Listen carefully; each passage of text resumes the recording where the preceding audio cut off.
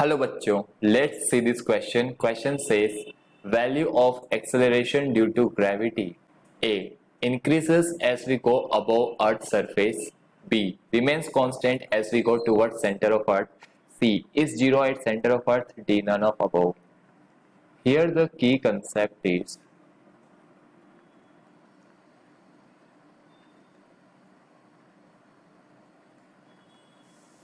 acceleration due to gravity. Acceleration due to gravity with distance from center of earth. O is the origin या center. This O is center और radius of earth. तो ये graph है R और gravitational G क्या है? Metre पर second square में. तो अगर आप R पे देखोगे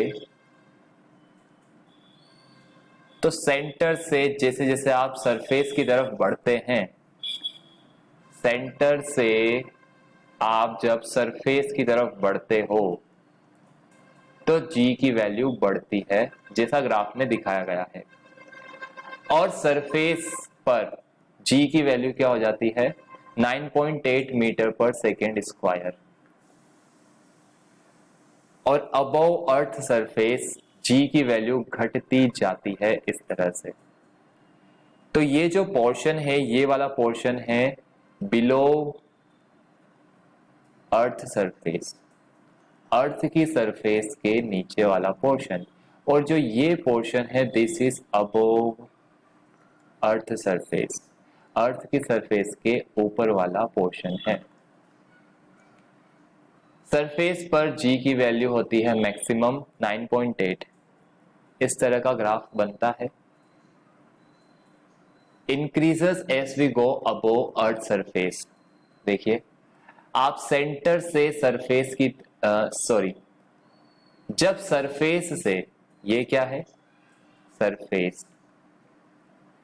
जब सरफेस से ऊपर की तरफ जाते हो तो G की वैल्यू घटती जाती है. जब सरफेस से आप ऊपर जाते हो, अबोव जाते हो, तो G की वैल्यू घटती है. ये कह रहा है सरफेस से अबोव जाते हो तो बढ़ती है क्या? नहीं, हमने देखा घटती है. Remains constant as we go toward centre of earth. ये भी गलत है. हमने कहा कि यहां पे सरफेस पे तो मैक्सिमम है, सेंटर पर G की वैल्यू 0 होती है. जब आप सरफेस तक जाते हो G की वैल्यू बढ़ती है, और जब आप और ऊपर जाते हो तो यहां पर G की वैल्यू घटती है.